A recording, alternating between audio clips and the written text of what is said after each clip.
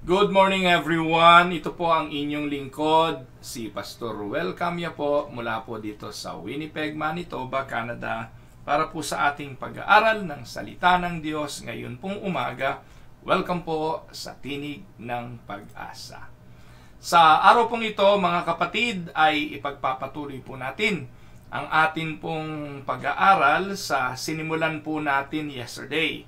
At ang pamagat po ng ating pag-aaral ngayong umaga ay A New Walk for a New Life. Part 2 na tayo. Ito po yung exposition ng Ephesians chapter 4 verses 17 to 24. So simulan po natin ang ating pag-aaral ngayong umaga sa pagbasa ng kanyang mga banal na salita. Suggestion ko lamang po na pakishare po ninyo ang video para po sa kapakanan din naman ng iba na atin pong mga kaibigan. So simulan po natin ang pagbasa. Ang sabi po ng Ephesians 4:17 to 24. Therefore I tell you and insist on in the Lord not to live any longer like the Gentiles live, thinking worthless thoughts. They are darkened in their understanding and separated from the life of God because of their ignorance and hardness of heart. Since they have lost all sense of shame, they have abandoned themselves to sensuality and practice every kind of sexual perversion without restraint. However, that is not the way you came to know the Messiah. Surely you have listened to him and have been taught by him, since truth is in Jesus.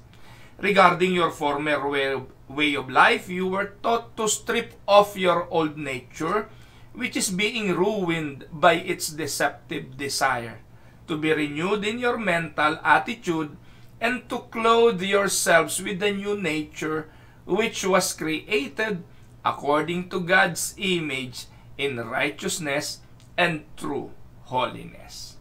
Pagpalain nawa ng Panginoon ang pagkabasang ito ng kanyang banal na salita na atin pong pagbubulay-bulayan. Kahapon po, sinimulan na natin ang pagtalakay ng mga talatang ito. Iniisa-isa po natin, hinihimay po natin ang mga talata ayon sa pagpapaliwanag ni Apostol Pablo. Hindi po tayo nagdadagdag sa mga talata.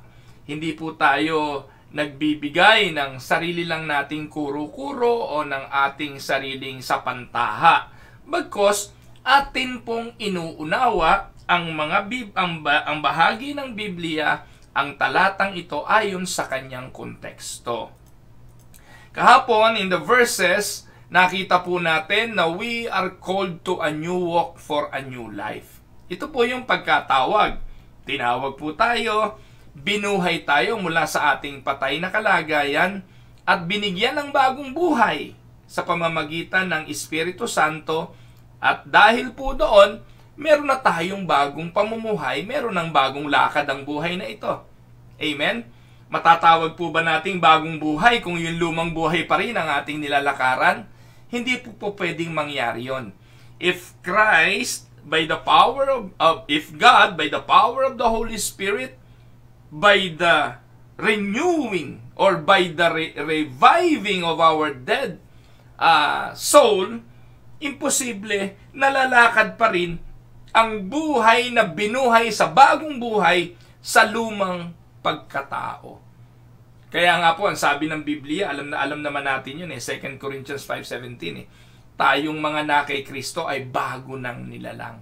Ang dating mga bagay nagsilipas na, at narito tayo'y pawang mga bago. There is a new life, of course, there is a new walk. Paul issues some very specific challenges for all those who are saved. Because you are already saved, ang challenge ni Paul ay tatlo. At ito po yung sinimula nating talakayin kahapon, yung pasimula ng ating pag-aaral dito. Ngayon pong araw, tatalakayin ko na pong lahat yung natitira pang dalawang challenges ni Paul. So these challenges teach us how we are to walk and how we are to be different from those who have not been saved. Sabi po ni Paul, iba yung mga Gentiles, iba yung mga hindi mananampalataya. Sila, ini-enumerate ni Paul yesterday, yung mga pag-iisip ng mga taong ito.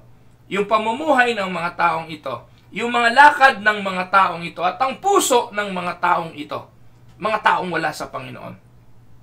But we also define the difference between the old nature and the new nature.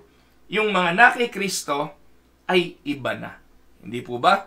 So, Paul's challenge yesterday is to be different. This is the first challenge.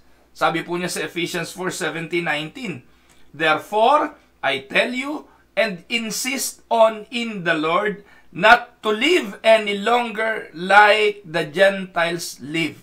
Look at the word insist. Ano pong ibig sabihin nun? So, we are being challenged. Hindi na kayo dati, hindi na kayo ganyan. Hindi na kayo hentil. Or rather, hindi na kayo katulad ng mga hentil. Because you can still be a Gentile. I am a Gentile. I am not a Jew. So we are a Gentile. We are still a Gentile, but hindi na tayo dapat namumuhay katulad ng mga hentil o ng dati nating pagkatao o ng dati nating buhay. At dyan inilarawan ni Paul yung mga hindi mananampalataya. No? At ang sabi niya dyan, we are no longer like the Gentiles. Meaning we are no longer like the old self. Because they are thinking worthless thoughts. They are darkened in their understanding. Kaya ang sabi, we need to be different. We need to be separated from the life na dati nating ipinamumuhay. Because the non-believers, ang sabi diyan, they are darkened in their understanding and separated from the life of God because of their ignorance and hardness of heart.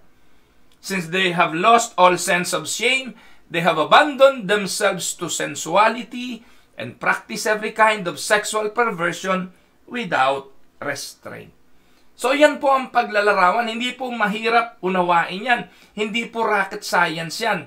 Yun pong iniligtas ng Diyos, tinubos ng kanyang dugo, binuhay na muli sa dati niyang kalagayan, siguradong mamumuhay ng iba. For it was, the Bible says that we are a new creature. Amen? New creation. So, Paul's challenge here is to mark the difference between the children of God and the children of the enemy of God, which is the devil. There should be a distinction. We are to mark those distinctions between the saved and the lost, and we are to be different. Kaya ganun lang po lagi ang challenge eh. Kapag ang buhay ay nagbago, totoong nagbago, katulad ni Pablo, katulad ni Pablo, katulad ni Saulo, na po, katulad ni Sakeo, katulad po ni Levi. So those are people in the scriptures na talagang totoo eh. Katulad ni Pedro, no? Katulad ng mga alagad. Makikita po natin. Mark yun, palatandaan yun ng tunay na mananampalataya. So we are to be different. Paul notes 3 specific problems with the world of the lost that plague the lost. Ano yung 3 specific problem nila? Yung mga hindi mananampalataya, they have problems with their heads. Iba sila mag-isip. Iba ang takbo ng isipan ng hindi mananampalataya. Iba ang kanilang direksyong tinatahak. Pag tiningnan nila ang isang bagay, titingnan nila ito in the energy of the flesh, in the desire of the flesh, and they will make decision according to the desires of the flesh. Kaya yung mga hindi mananampalataya, iba magnegosyo, iba magtrabaho, iba makipagrelasyon. Ganun lang po kasimple yun. Pero yung tunay na mananampalataya, yes, nagkakamali ng pasya, nagkakamali ng desisyon, and yet, natututo po silang bumalik sa katotohanan sapagkat kung totoong ligtas habang panahon. Napakaganda po ng testimony ni Megan Aguilar, yung anak po ni Freddy Aguilar. I don't know, yung iba po wala nang tiwala sa kanya, yung iba po ay hindi na nakikinig sa kanya, maging si Rafi Tulfo, hindi na siya pinaniwalaan. But I was able to see I was able to saw the interview with Julius Babaw yesterday. Pinanood naming mag-asawa. At natutuwa po ako kasi iba na itsura niya. Meron changes. Formerly, nung pinanood ko siya kay Rafi Tulfo, iba itsura. Ngayon, iba na rin itsura niya. Iba na rin siya magsalita. Wala na po siyang bukang bibig, kundi Panginoon, Panginoon, Panginoon. Bagamat may mga theological, tawag doon, sinasabi ni, may mga theological error po siyang sinasabi. Pero that is but normal. Kapag hindi naman po palibasan na born again, alam na lahat ang doktrina at alam lahat ang mga theological thing. Pero makikita mo po yung pagnanasa niya na ituwid at itama yung kanyang pagkakamali. At ang sabi niya, hindi niya yung magagawa kundi sa biyaya lang ng Diyos. So ang una pong binabago ng Diyos, mindset. Ang unang binabago ng Diyos ay isipan. Kaya po, kung hindi pa binabago ng Diyos, kung hindi pa hinihipo ng Diyos ang puso, ano aasahan mo sa hindi mananampalataya? Ano aasahan mo sa pag-iisip ng non-believers? They will have problem and will always have that problems in their heads. Second, they have problems with their hearts. Natalakay ko na po ito, nire-review ko na lang, no? Balikan nyo to, yung kahapon po na atin pong pagtalakay. So they have problems with the heart. Sinabi po yun na Ephesians. Because of the blindness of their hearts, they become ignorant. Now, having the understanding darkened, being alienated from God, through the ignorance that is in them because of the blindness of their heart. So, natalakay ko na rin yan kahapon. Hahaba po ako kapag inisa-isa ko pa yan. Medyo mahaba-haba po yung i-discuss ko ngayon. So, review lang po yan ng kahapon. So, if you want to get to know more about that at bago lang kayo sa Tinig ng Pag-asa, balikan nyo po yan. Pangatlong bagay na problema that plague the lost is the lost have problem with their hands. Hindi lang po may problema sa isip, hindi lang po may problema sa puso, may problema rin sa kanilang mga ginagawa, sa kanilang mga pagkilos. Normal naman yun eh. Kung ano nasa isip, kung ano nasa puso, yun din ang magiging bagay na ginagawa. Sabi na Ephesians 4:19, having lost all sensitivity. Look at that word. Lost all sensitivity. Wala na pong pandamang espiritual eh.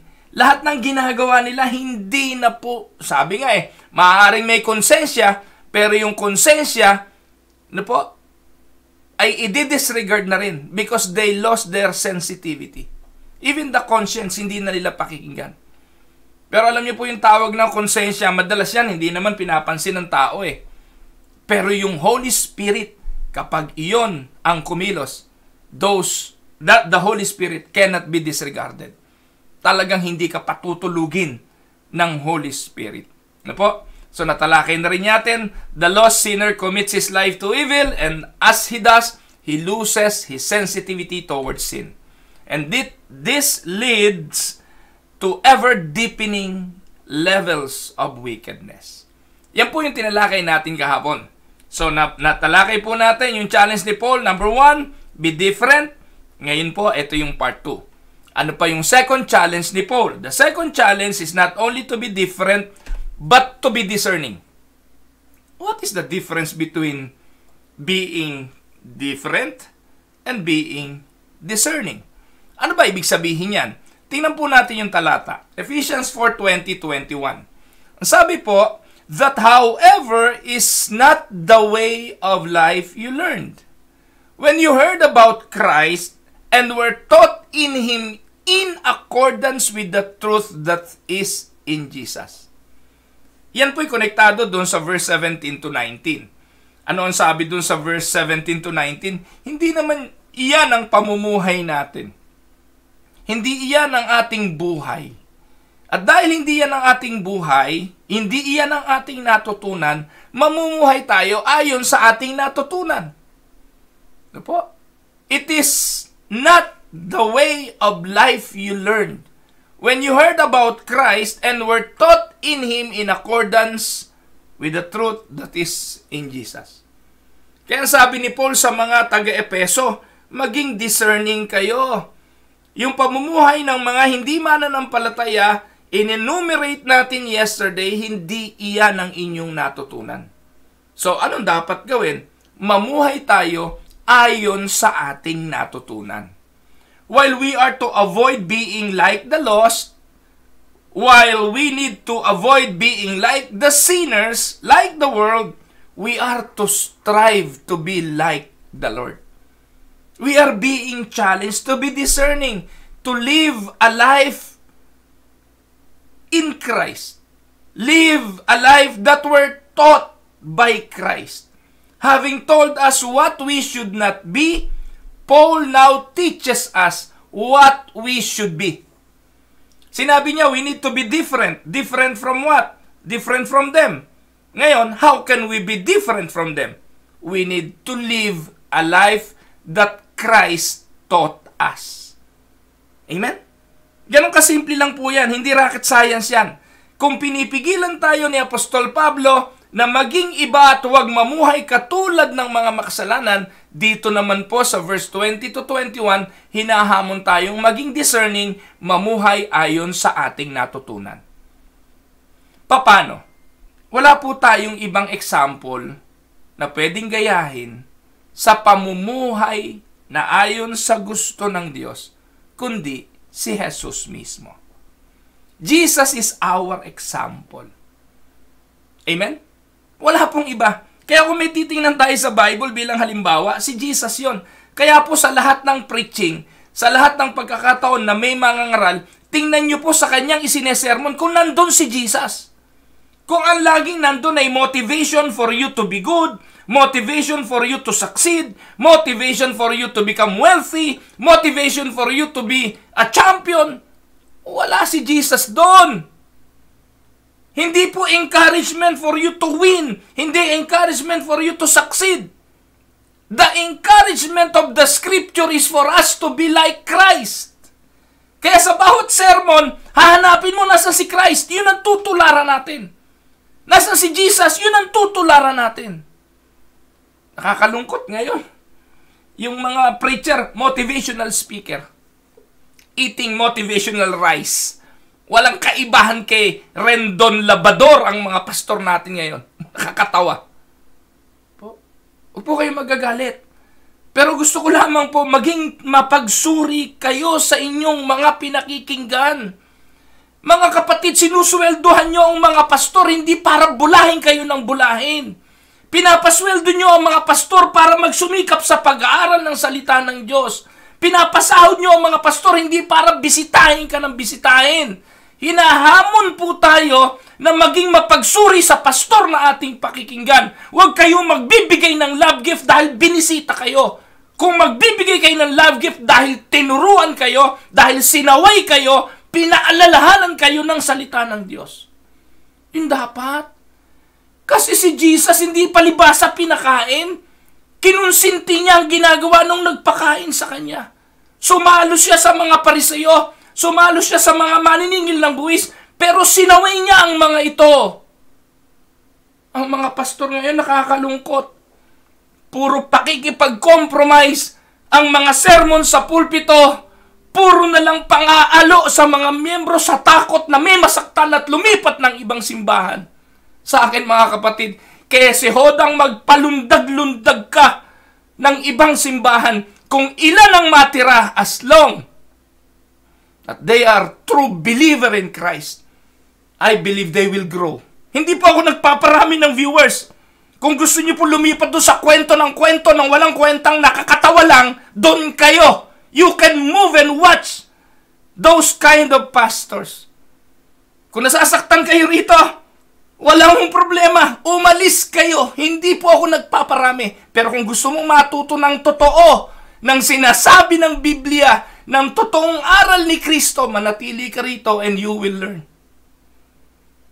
Because that is what my dedication. To study the Word so I can be able to preach the Word. Why? Because Christ is my example. Christ is also our example. So, the lost are motivated by their lust. Kaya maraming mga pastor motivated by lust. Magbigay ka sa akin, babalik sa'yo, siksik-liglig, umaapaw. Yung mga pastor na patong ng kamay, pronounce ng pronounce sa inyo, binobola lang kayo. Papatungan ka ng kamay, pagpe-pray ka, I pronounce blessing, I pronounce healing. Niloloko lang kayo nun. Ang laman ng panalangin ay pagpapakumbaba sa Diyos ng paghingi ng awa at habag at ng kalooban ng Diyos. Kaya pag nagpo-pronounce, nagke-claim yung mga pastor, Diyos ko po mga kapatid, layas. Lumayas kayo doon. Niloloko kayo ron, hindi naiintindihan ng pastor ang tamang teolohiya sa pananalangin. At ang pananalangin lagi, paghingi lang ng awa ng Diyos. That is how Jesus prayed. That is how the apostles prayed. Have you heard any disciple of Jesus claim, declare, and pronounce something that didn't happen? That did not happen? Meron bang i-pronounce sa mga apostol na hindi nangyari? Meron bang pronounce si Jesus na hindi nangyari? Pero yung mga pastor ngayon, ang daming claim, ang daming pronouncement. Pero wala namang nangyayari. Parang mga manghuhula. Pag nakatsamba, tontuwa tayo, ay, ang galing ni pastor. Nahulaan niya. Dineclare niya, nangyari sa akin. Pero sa 10 na ipinanalangin ni pastor, mapalad kung merong isa na natupad. Ano tawag doon? Eh di ho ba scam? Scam ng relihiyon. Gaano karami nang narinig nating nagdeklara ng ganito, nagsabi ng ganito, di naman natupad. Because the lost are motivated by their lust.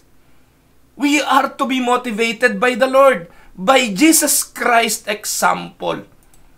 Paul holds Jesus Christ up against the backdrop of the sinfulness and wickedness of this lost world. And the contrast could not be greater. Tandaan po ninyo, when Jesus saved us, He changed us. Amen? When Jesus saved us, He changed us. He made us like Himself and delivered us from being like the world. Kaya, imposible na yung mananampalataya, yung totoong pastor ni Kristo, totoong pastor ng Diyos, ang susundin yung desire of His flesh. Fulfilling the sins of the flesh is no longer our creed. It is no longer the standard of our living. Jesus is now our example. And we are not to allow the flesh and its base, wicked desire, to control us any longer. But we are to take Jesus for our example, and we are to walk in holiness, in the newness of life. Can we say amen? Tandaan po ninyo, when a person claims to know Jesus Christ as Lord and Savior, and still lives like the world, they are either deceiving themselves or they are a liar. Yan po ang katotohanan. Kung ang isang tao na nagke-claim na kilala niya si Kristo, na si Jesus ang kanyang Panginoon, subalit namumuhay pa rin katulad ng mundo, dalawang bagay lang yan. Niloloko niya ang kanyang sarili o siya'y ubod ng bulaan. Hindi po ako may sabi niyan. Masakit lang pakinggan pag ako nagsasalita. Pero ano ang sabi ng Bible? Sabi ni Santiago. Pakinggan niyo po yan. Minsan kasi binabasa niyo yan ng malumanay. Basahin niyo yan. Bilang isang hamon, bilang isang salitang masakit. Because masakit yan. Ano sabi dyan? You adulterous people.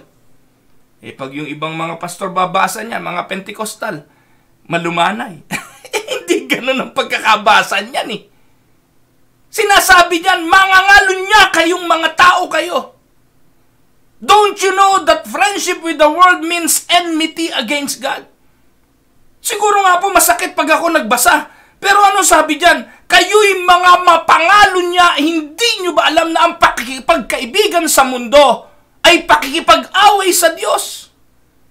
Sa makatuwid, sino mang pumipiling kaibiganin ng mundo, nagiging kaaway ng Diyos. See? When a person claims to know Jesus Christ as Lord and Savior, and then kaibigan ng mundo, namumuhay sa mundo, na katulad ng mga hindi mananampalataya, either they are deceiving themselves or they are a liar. Tama? Ano pa kung sabi po ng 1 John 2? Sa 1 John 2, 3-6. Ano sabi dyan? We know that we have come to know Him if we keep His commandments. Verse 4, whoever says, I know Him, but does not know what He commands is a liar. And the truth is not in that person. But if anyone obeys His word, love for God is truly made complete in them. This is how we know we are in Him. Paano daw? Whoever claims to live in Him must live as Jesus did. Wala po tayong idinagdag. Wala po tayong binabawas. Binabasa lang natin ang sinasabi ng banal na kasulatan. Kaya nagsasabing kilala nila si Kristo, tinanggap nila si Kristo, born again sila, tapos wala namang nagbago, dinadaya lang nila ang kanilang sarili o kaya'y sila'y nagbubulaan. Amen? The born again believer strives to be like Jesus. Hindi ho madali. Pero yun po ang role ng isang mananampalataya. Meron pong layunin at desire na mamuhay ayon kay Kristo. The born-again believer strives to be like Jesus, discerning the way He walked from what the Scripture teaches and by how the Spirit of God leads within. And this produces what? Produces a life that is vastly different from the life lived in sin. And this result in a life that is pleasing to the Father and one that emulates Jesus Christ in the world. Amen? Kaya po ito yung fulfillment ng Philippians chapter 2 verse 5. Ano sabi ng Philippians 2:5? In your relationship with one another, have the same mindset as Christ Jesus. So we need to be discerning. Tanong, how can we be discerning? We can be discerning by emulating Christ, by following Christ, by making Christ our example. Period. Amen? Because Jesus is our example. Sa ibang translation, ang sabi po dyan, let this mind be in you that was also in Christ Jesus. Yan po yung una. We need to be discerning. Let us make Christ as our example. Letter B. Christ is our educator. So, in order to be discerning, magpaturo tayo kay Kristo. So the redeemed are no longer ignorant and trapped in the death and dissolution of their sins. Before, ang sabi ni Paul sa Filipos, patay tayo sa spiritual. Well, ano ba magagawa nung patay kay Kristo? If you are dead to Christ, how can you be made alive? Can you revive your own soul? Can you revive your own spirit? By the way, pareho lang yon. Soul and spirit is the same, interchangeable. Hindi po tayo naniniwala sa trichotomy ng body, soul, and spirit. So, hindi po yung totoo. Dalawa lang po ang nature ng human. Soul, body, or soul, or spirit, or body. Hindi po tatlo. Yung pong soul and spirit, interchangeable yon. Natalakay ko na po yan. Marami na po akong pagtalakay niyan dito sa Tinig ng Pag-asa. Na kung kayo po'y palabasa o mahilig makinig dito, naintindihan nyo na po kung anong stand natin. So, kung patay ka sa Espiritu, how can you know Christ? How can you know God? Kaya nga sabi ni Jesus mismo kay Nicodemo, unless a man be born again, he cannot see God. He cannot see Christ. So in order to see Christ, kailangan ka munang buhayin. Kailangan ka munang ma-regenerate. Kailangan ka munang ma-born again. So, mga kapatid, hindi ka mananampalataya para ma-born again. Kailangan ka ma-born again in order to have faith. Not the other way around. And many Pentecostal ngayon nagtuturo na in order to be born again, you need to have faith in Christ. How can that be? Patay ka nga eh. Nakakatawa lang. Pero mga kapatid, ito ang katotohanan. Nung tayo po'y binuhay ni Kristo, the redeemed, because Christ made you alive through the power of the Holy Spirit. John chapter 3, verse 7. No, it is the Holy Spirit who revived us. So our dead soul, no, when we sinned against God, when we inherited the old nature, wala po tayong magagawa kung hindi biyaya lang ng Diyos. Kaya nga Ephesians 2, 8 and 9 for by grace, ano daw? Grace. You have been saved through faith. Can we say amen to that? Wala tayong binabago doon. Through faith. And this is not your own. Not the result of works, but a grace of God so that no one may boast. A gift from God, rather. So maging ang pananampalataya mo, kapatid, di sa'yo eh. Amen? Yung saving faith, bigay din yun ng Diyos. It is a gift from God so that no one may boast. Para sabihin, nanampalataya ako sa iyo, iligtas mo ko. That will not happen. It is God-given grace that gave you the gift to believe in Jesus as the way, the truth, and the life. For no one can come to the Father except through Him. And no one will see Christ unless the Father draws us to Christ. Simple. Pero ayaw po yang intindihin at unawain ng mga taong naniniwalang sila sa kanilang sarili ang nanampalataya kay Kristo. Hindi ganon. Biyaya nga eh. How can it be a grace if you are the one initiating the contact to God? That will not happen in your dead nature. In our dead nature. Yun po yung doctrine of total depravity. Ganun lang kasimple paliwanag doon. So, ano po ang ating maiintindihan? No po? The redeemed heard the voice of God. When we hear the word of God, like when Jesus called on Lazarus. Lazarus was dead already. Pero yung mga pinili ng Diyos, tinawag ng Diyos ang kanilang mga tinig. And Jesus said, my sheep hear my voice, for the sheep knows my voice. The sheep knows the shepherd, and the shepherd knows his sheep. No po? They have been taught this truth. They have been brought out of death into life. They have been placed on a different path. They have been taught, and as a result, they have been changed by the power of God. Kaya, He predestined us, He regenerated us, He adopted us, na po, He redeemed us, lahat na po, ng katotohanan ng pagkilos ng Diyos sa buhay natin. Lahat yun, pagkilos lang ng Diyos. Kaya habag lang ng Diyos, biyaya lang ng Diyos ang ating kaligtasan. So when Christ came, He brought with Him knowledge and truth.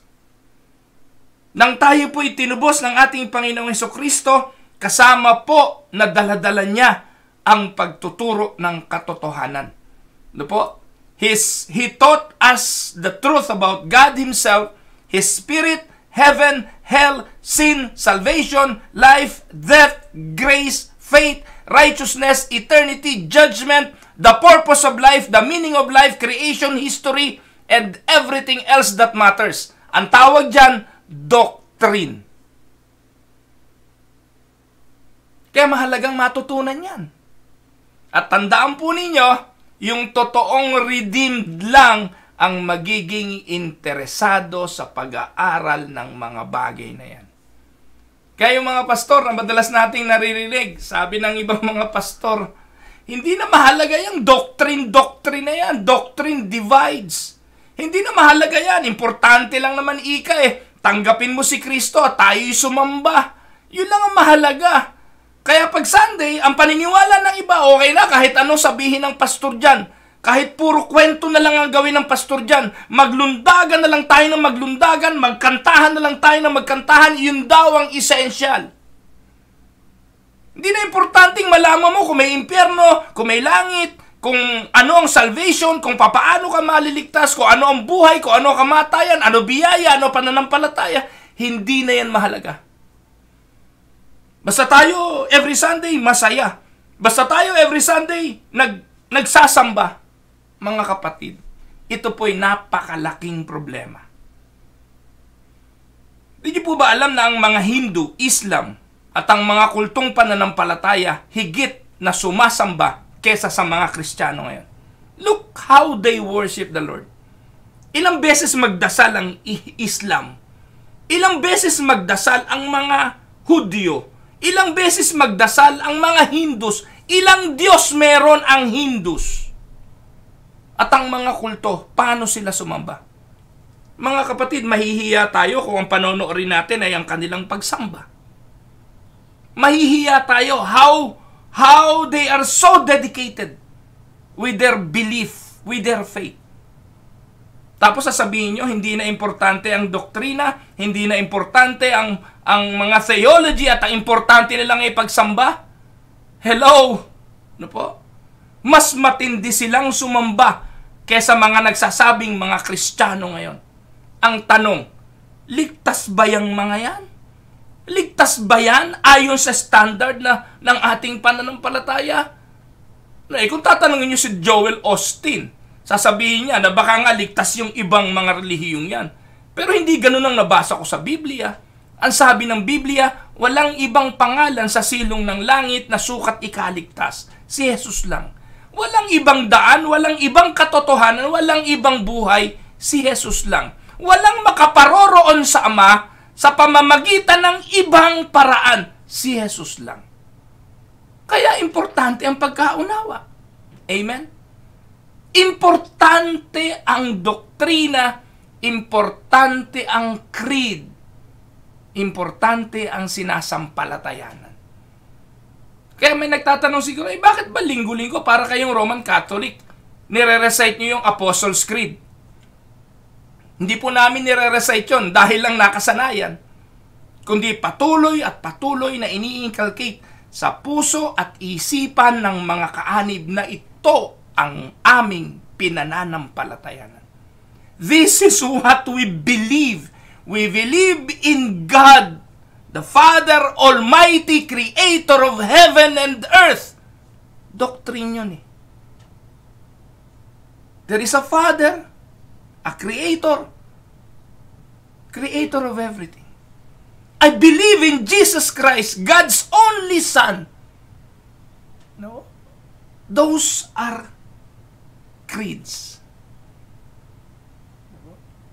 Kaya, hindi lang inuusal dahil nakasanayan, kundi inuunawa at ibinababa sa mga mananampalataya na dapat nilang matutunan. Alam niyo mga kapatid, importante ang pagsamba.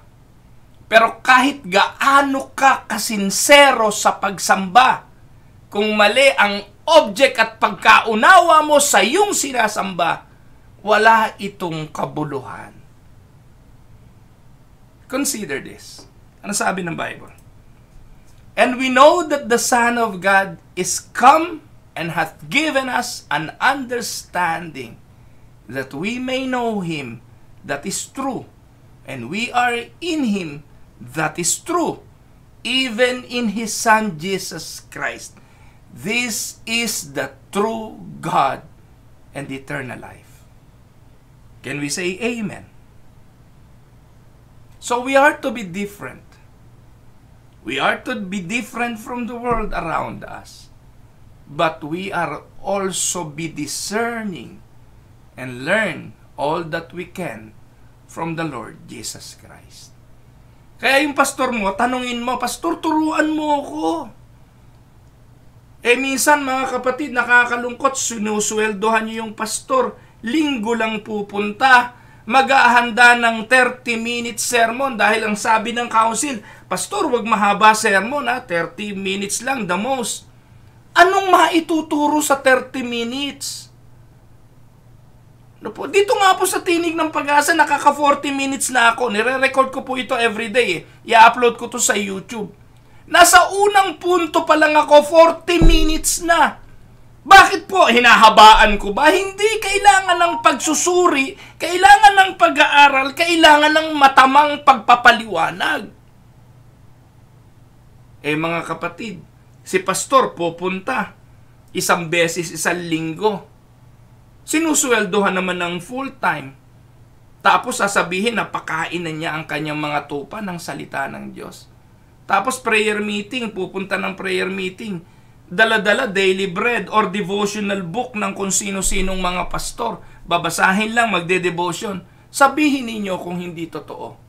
Tapos tatagal yon, minsan 10 taon yung pastor doon. Ganun at ganun lang. Anong matututunan ng simbahan?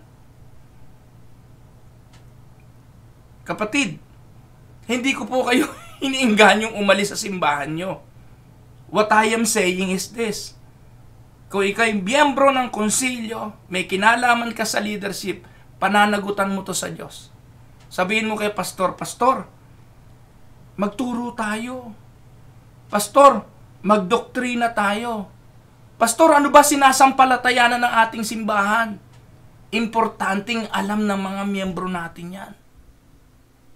Dahil kung hindi, ano po, magpapahamak kayo ng mga tao. May mga taong papaniwalain yung ligtas, wala namang pagbabago, hindi naman totoo. So we are to be different from the lost world around us. Kaya nga mananampalataya And we are to be discerning and learn all that we can from the Lord Jesus Christ. Amen? Naka 42 minutes na ako mga kapatid. Pwede bang bukas na natin ituloy yung isa? Mag-part 3 tayo, total biyernes na naman. Ano po? So, sabi ni Paul, ito challenge niya. Una, we need to be different. Second, we need to be discerning. Ito yung panghuli. Pero bukas ko na ito tatalakayin. Patikim sa inyo. Bukas po ang ating tatalakayin, we need to be decisive. Ayan na po yung verses 22 hanggang 24. So again, exposition po yan ng atin pong talata sa Epeso, chapter 4, 17 to 24. Yan. So see you tomorrow mga kapatid. Ito po ang inyong lingkod, si Pastor Ruel Camia, para po sa Tinig ng Pag-asa.